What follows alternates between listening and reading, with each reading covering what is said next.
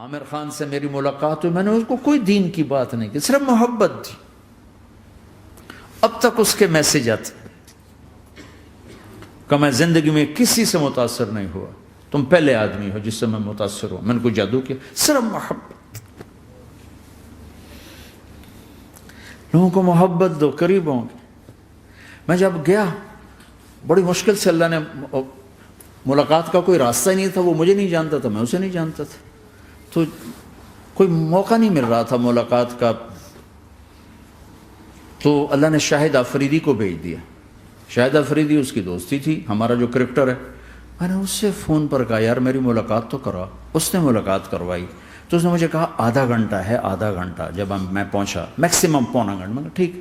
میں گیا تو وہ سہما ہوا چہرہ کہ بھئی مولانا آ گیا، پتہ نہیں کیا کہیں گے، بھئی یہ تو کیا کر رہا ہے، تو حرام کر رہا ہے، ناچ رہا ہے، گا رہا ہے، توبہ کر، ابھی تیرے لیے دوزخ کا فیصلہ ہو جائے. پتہ نہیں کیا ہوگا. وہ ڈرا ہوا سہما ہوا تھا. تو میرا ایک دور کالج لائف تھا. میرے اللہ نے مجھے ہدایت دی اور میں 3 دن کے لیے میں اس دوست کو، اس کی نسلوں کو دعائیں دیتا ہوں جو مجھے زبردستی پکڑ کے لے گیا. نہ میرا تبلیغ سے کوئی تعلق، نہ واسطہ، نہ میں کوئی ان سے متاثر. ایک لڑکا تھا، بنگالی تھا، گشت کرتا تھا، لیکن میں اس سے ذرا متاثر نہیں ہوا. میرا دوست متاثر ہو گیا تھا، تو میں تو ان کے قریب سے نہیں گزرتا تھا. تو وہ اور میں اسکول میں اکٹھے آ رہے تھے، کالج میں اکٹھے آ رہے تھے. تو وہ متاثر ہوا، وہ 3 دن کے لیے جا رہا تھا، تو مجھے بتائے بغیر میرا ہاتھ پکڑ کے لے گیا. مجھے کام ہے، چلو میرے ساتھ. اور میں اس کو انکار نہیں کر سکتا تھا، یہ میرا اس کا تعلق تھا. اب بھی اسی طرح بھائیوں جیسا تعلق. میں اس کا احسان ماں، مجھے زبردستی لے گیا. ہمارے پنجابی کی مثال ہے، کبے نو لت لگی وہ سیدھا ہو گیا. وہ جو ہوتا ہے ہنچ بیک ہوتا ہے نا، اس کو کسی نے لات ماری تو وہ سیدھا ہو گیا. مہربانی بھائی تیری لات سے میں سیدھا ہو گیا. تو مجھے تو وہ کبے والی لت پہ گئی. تو اللہ نے مجھے اس طرف لگا دیا. اور جب میری کالج لائف، میں نے کالج کا بہترین سنگر تھا، اسکول کا بہترین. یہ جنید جمشید کیا ہے جو اس زمانے میں یہ سارا کو ٹھا میں نے سارا کیا ہے. تو اب وہ بیچارہ ایسے بیٹھا ہوا.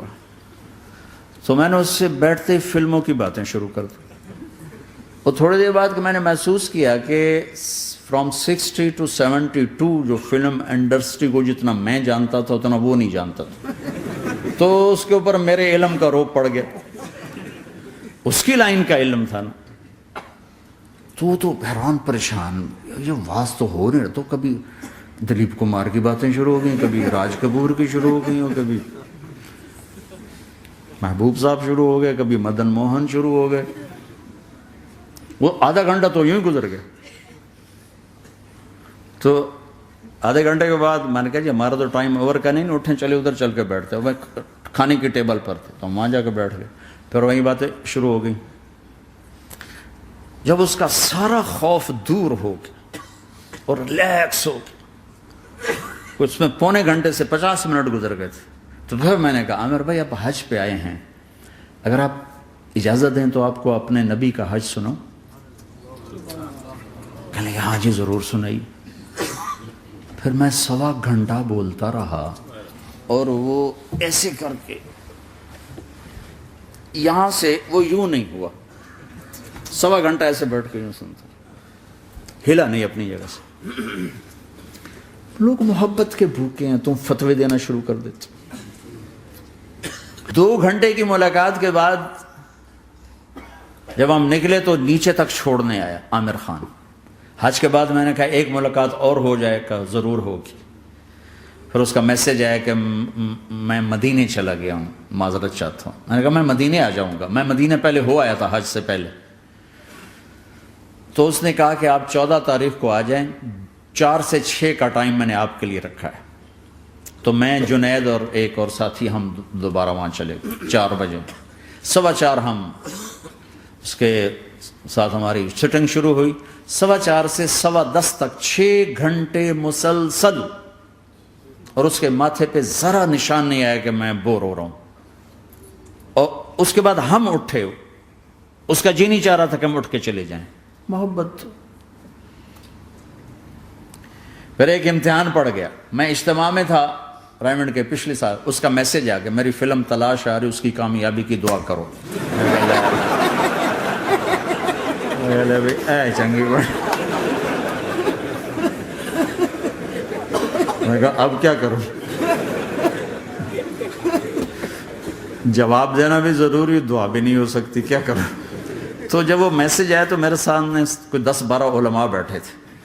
میں نے کہا بھائی یہ میسج ہے، اس کا جواب دو. کہا جی یہ ہمارا فیلڈ نہیں تمہارا ہے، تو ہی جواب دے. میں سارا دن سوچتا رہا، مجھے کوئی جواب سمجھ میں نہیں آیا کہ جان بھی بچ جائے، جواب بھی چلا جائے. پھر اگلا دن بھی گزر گیا، مجھے کچھ سمجھ میں نہیں آیا.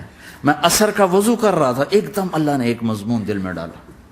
تو میں نے فوراً بیٹھ کے اس کو میسج کیا کہ عامر بھائی جو کریٹو ہوتا ہے نا ذہن، یہ اللہ کسی کسی کو دیتا ہے. تخلیقی ذہن یہ اللہ تعالیٰ کسی کسی کو دیتا ہے، ہر ایک کو نہیں دیتا.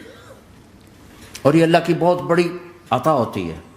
اور میں نے تمہارے ساتھ جو وقت گزارا اس میں نے دیکھا کہ اللہ نے تمہیں تخلیقی ذہن دیا ہے، تم کریٹر ہو. اور جو لوگ اس ٹائپ کے ہوتے ہیں وہ کامیابی ناکامی کی پرواہ نہیں کرتے، وہ اپنے کام سے کام رکھتے ہیں. آپ کا بھائی تو فوراً اس کا میسج آیا، آپ ٹھیک کہہ رہے ہیں، آپ ٹھیک کہہ رہے ہیں. بات ہو گئی. پھر میں تھا ہانگ کانگ، میں نے وہاں سے اس کو میسج کیا.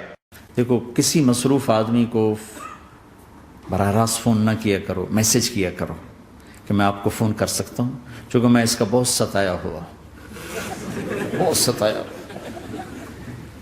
تو میں نے اسے میسج کیا کہ میں طارق جمیل ہانگ کانگ میں آپ کو فون کر سکتا ہوں، میں آپ کو فون کر سکتا ہوں. میں ہمیشہ اسے، اب بھی میرا فون پہ رابطہ ہے، میں پہلے اسے میسج دیتا ہوں میں آپ کو فون کر سکتا ہوں. اگر اس کا جواب نہ ہے پھر میں نہیں کرتا ہوں. کبھی وہ خود کر لیتا ہے، کبھی وہ میسج دے دیتا ہے کال کر لیں. تو تھوڑی دیر بعد اس کا فون آ گیا کیونکہ میں اس وقت دلی میں ہوں، کانفرنس میں تھا. تو میں نے آپ کا میسج دیکھا تھا، میں اٹھ کے باہر آ گیا ہوں، ابھی آپ سے بات کر کے پھر میں جاؤں گا. تو اسے باتیں کرتے کرتے کہنے لگا آپ کی دعا سے میری فلم کامیاب ہو گئی. میں کہا یا اللہ میں کوئی نہیں کی تھی تینوں.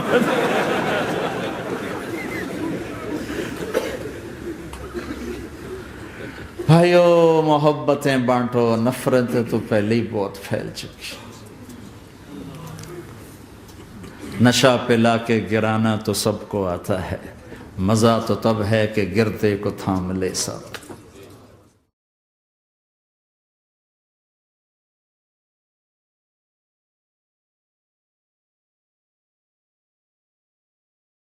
لا إله إلا الله محمد رسول الله عليه صلاة الله وآله والأحبة.